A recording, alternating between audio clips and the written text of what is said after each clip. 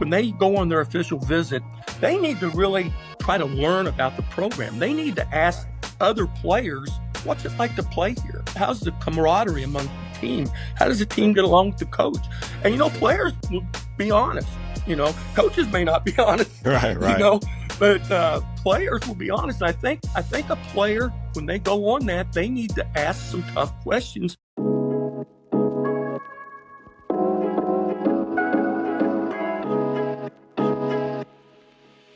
Welcome to Recruiting from the Bleachers. I'm your host, Michael Strange. And today we have a very special guest. Coach Kip Drown is a seasoned leader in basketball. We absolutely appreciate him joining us today. He has actually over 4 decades of head coaching experience or coaching experience.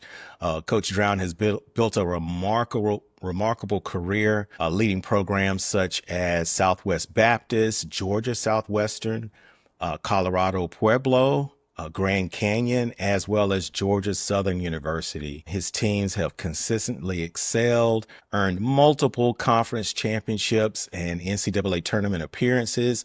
Again, a total of 41 total years, 35 years of college basketball.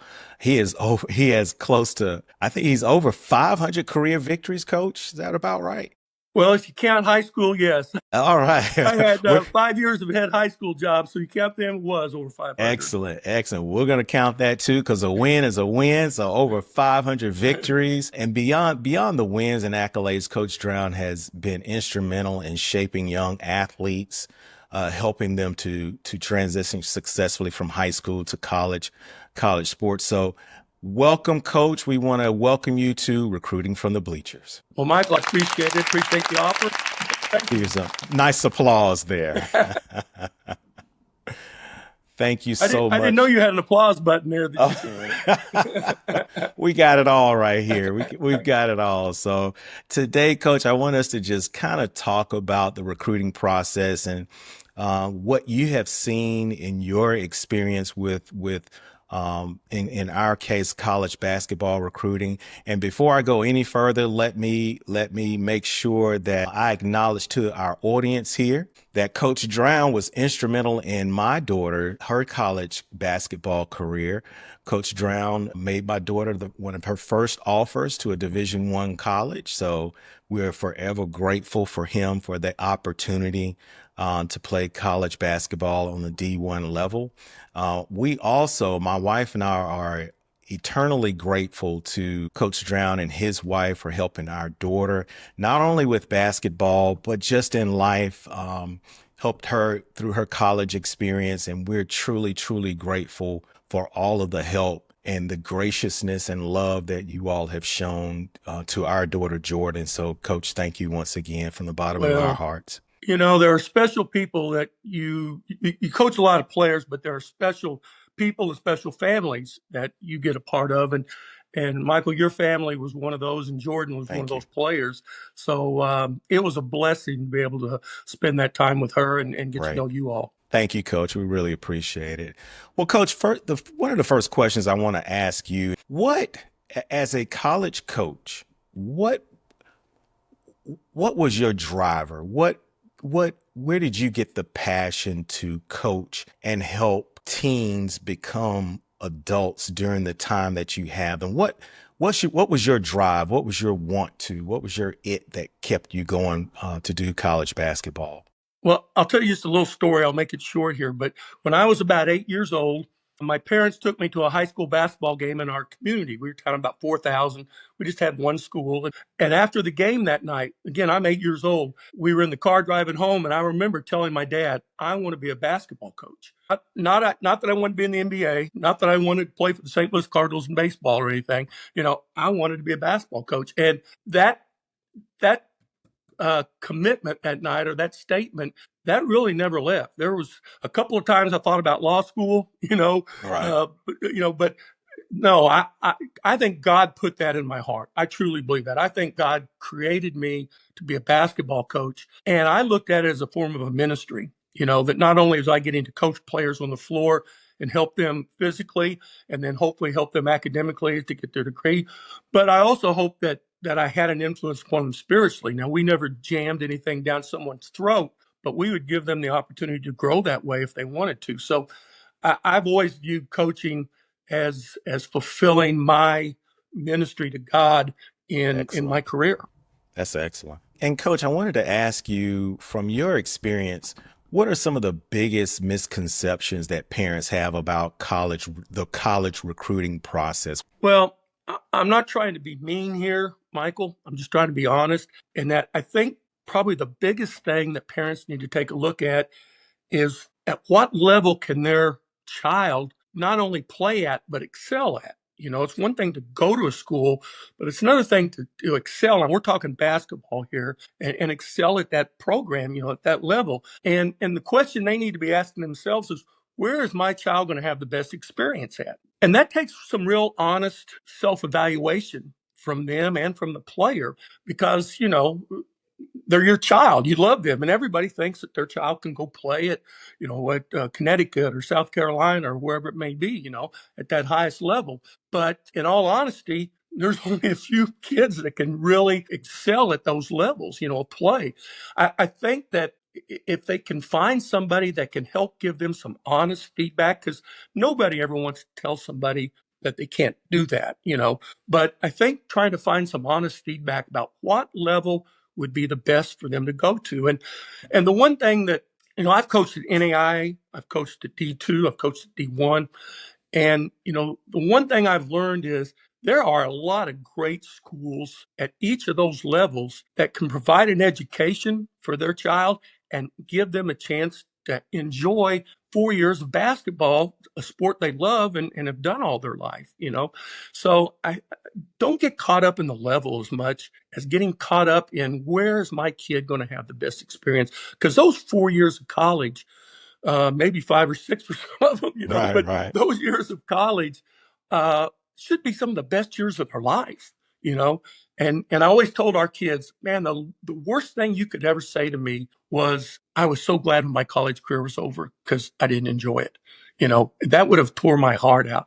And as a parent, it'd be the same thing. I want them to go someplace where it's going to be a great experience for them. That's great information, coach. What qualities do college coaches look for in student athletes beyond just their athletic ability? What abilities are coaches looking for them to go to the next level? Yeah.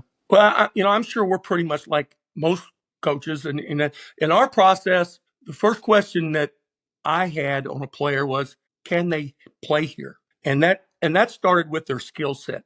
You know, can a point guard, can she run a team? Can she find people? You know, can a wing shoot the basketball? You know, are they a rebounder? They've got to have a skill set that's going to allow them to play at that level that they're being recruited at. And once we determine, yeah, they can play here, then our other thing, kind of 1A or, you know, 1A, 1B would be, do they have the athletic ability to play at this level?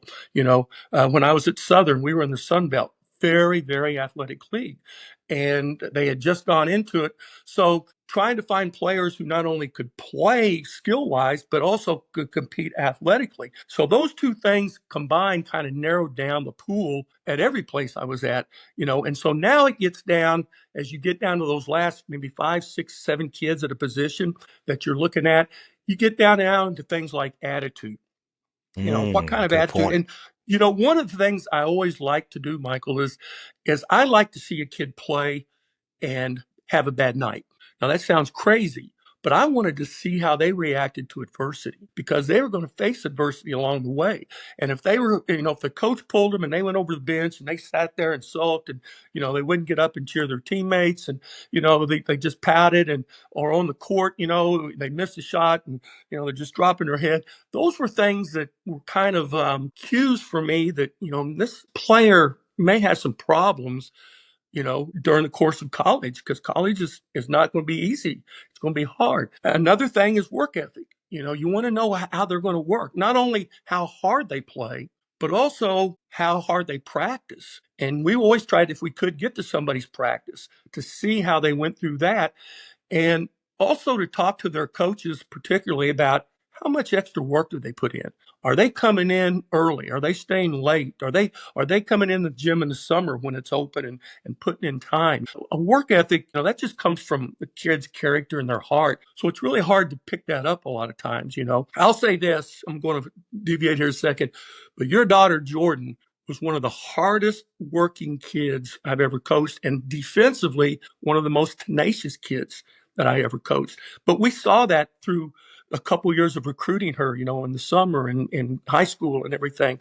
So she'd met the first two, but that work ethic really, and attitude, but work ethic really separated her from a lot of other kids. And of course, academics, and the thing we looked at for academics, Michael, was what's her potential to graduate, not just get by. Interesting. Yeah. But we wanted to know, is this kid going to graduate? In good. 31 years of being a head women's coach, I only had 2 kids that didn't graduate. Wow. And I'm still heartbroken over those 2 kids that didn't graduate. So, it's not just can we keep them eligible, but can we get them out of here with a degree so that they can go do something with the rest of their life? A couple more, that we would look at. Did they love to play? Some kids, they look like on the court, it's like they're going through, this torture thing out there. They don't have any fun, and I like kids who have passion. I like kids who like to play. And I think the other thing is, do they have a basketball IQ? Do they understand the game? And I'm going to be honest, it's getting harder and harder to find kids that truly have a high basketball IQ.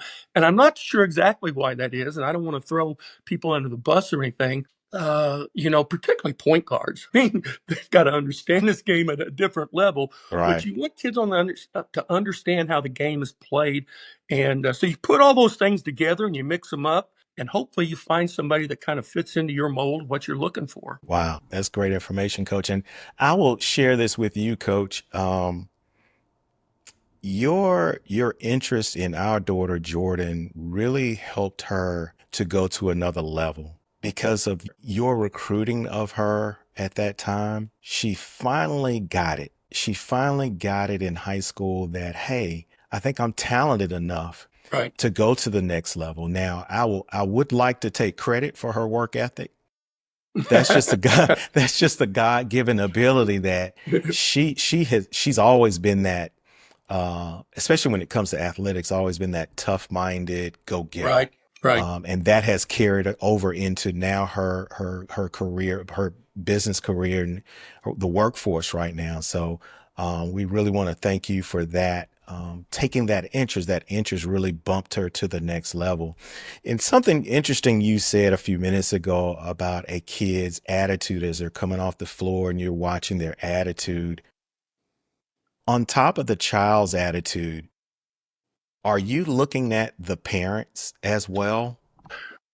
That has become a bigger thing for I think maybe 10 years or so of recruiting that I was involved with and everything. It seemed like parents were getting much more involved, and not just their child as a person and academic, but actually on the floor and what's going on there. And I got to be honest with you, there were a couple kids that we had real reservations about recruiting because of the how involved the parents were. And it's important that a parent is involved with the child. Don't get me wrong, but there's a line there when that kid steps on the floor as a basketball player, and even off the floor as a basketball player, that I think they've got to realize we're dealing probably with a 15, 16, 17-year-old kid here. They're getting toward adulthood, and they need to be ready, be prepared to handle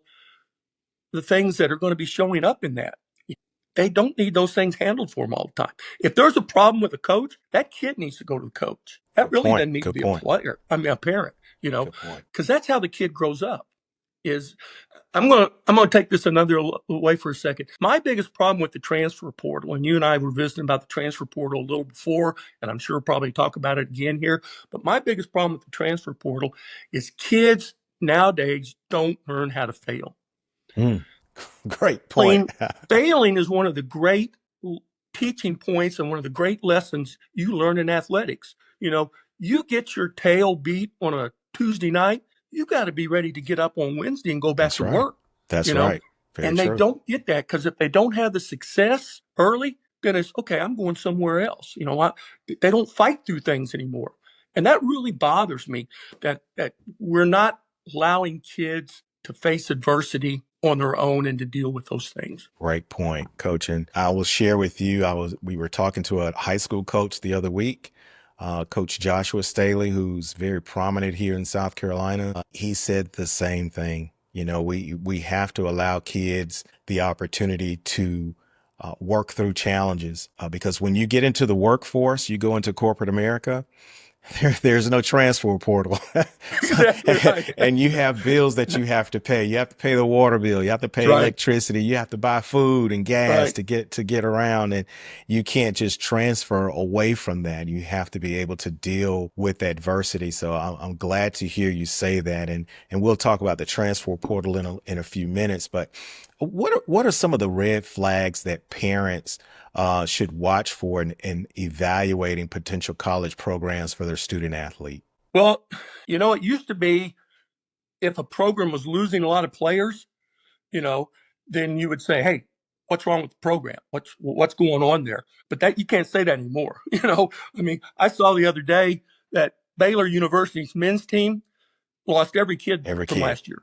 I think it was Correct. I 12 saw that. kids. And Yes. all of them are gone. But nowadays that's really not a red flag. That's just normal, and Yeah. so you really don't have that.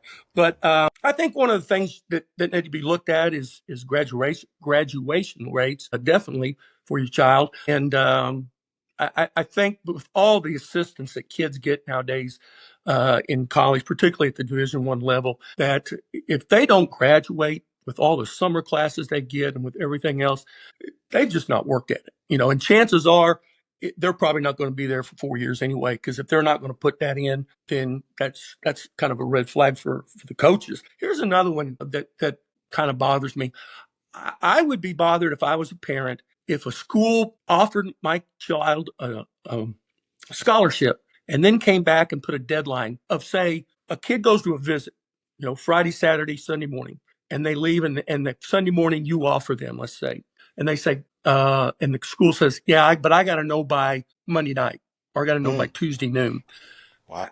I never liked that, and maybe that's wrong. Maybe we didn't pressure kids enough. And I think there comes a time in the recruiting process where a kid will just drag it on, and you've got to get an answer because you need that position. And you got to say, hey, I can't wait any longer. I got to know. And we'd usually give them another 2-3 days or whatever.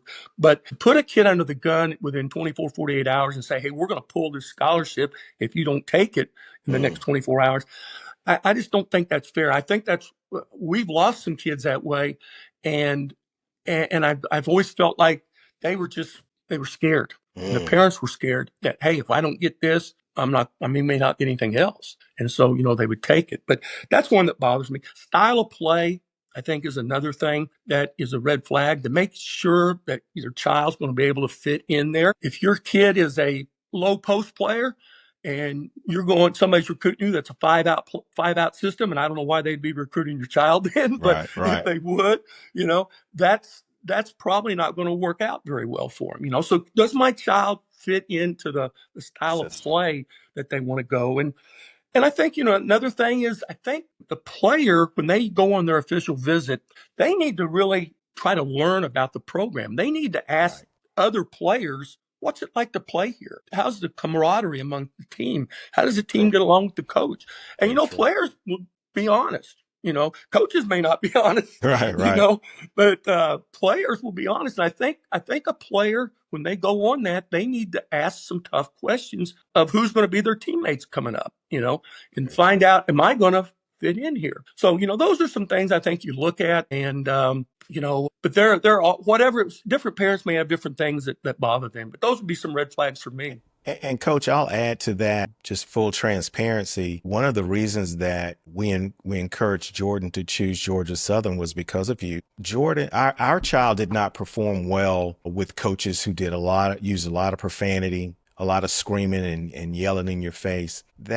That turned our child off at that time. And so we knew it was imperative that she connected with a coach that was a teacher, someone that when she made a mistake could pull her to the side and say, hey, wait, this is why I took you out. you did A, B, and C, and it should have been the other way around. So having that coach's coaching style needs to match up with the child, That's a because great point.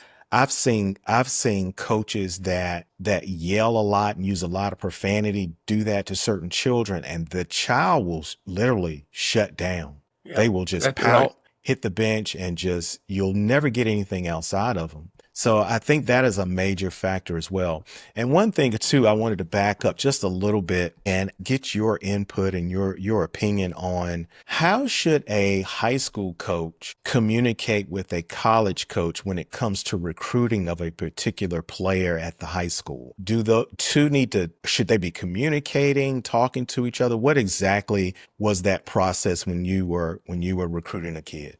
Well, that's really changed over the years, Michael. And club basketball, in a lot of ways, has trumped high school basketball in terms of who is the greatest influence upon the player and their family and the parents. At one time, before we had club basketball, it was the high school coach.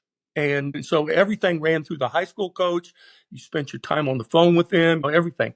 But this day and age, the high school coach, in a lot of situations with kids, they really are out of the picture, because the club coach has such an influence, and they have, most time club coaches have more connections to college coaches. And so the college coach knows the club coach, so they're going to call them as opposed to maybe calling the high school coach. So yeah, it's just a different environment in terms of kind of where the influence is coming from. And as a coach, that's one of the things you got to learn, and you got to look for who is going to really make this decision, or really have input into this decision. That wraps up another episode of Recruiting from the Bleachers. I'm your host, Michael Strange, and I appreciate you tuning in. Be sure to join us next week for another insightful conversation. Stay connected with us on Instagram, Spotify, and YouTube at Recruiting from the Bleachers. Like, share, and follow to keep up with the latest updates. And don't hesitate to leave your comments and questions. We'd love to hear from you. For a deeper dive into the basketball recruiting process, check out our book, Basketball Recruiting: A Parent's Perspective, available now on Amazon.com. Parents, remember, from the bleachers to the big leagues to the boardroom, let's keep cheering and steering our student athletes towards success. We'll see you next time.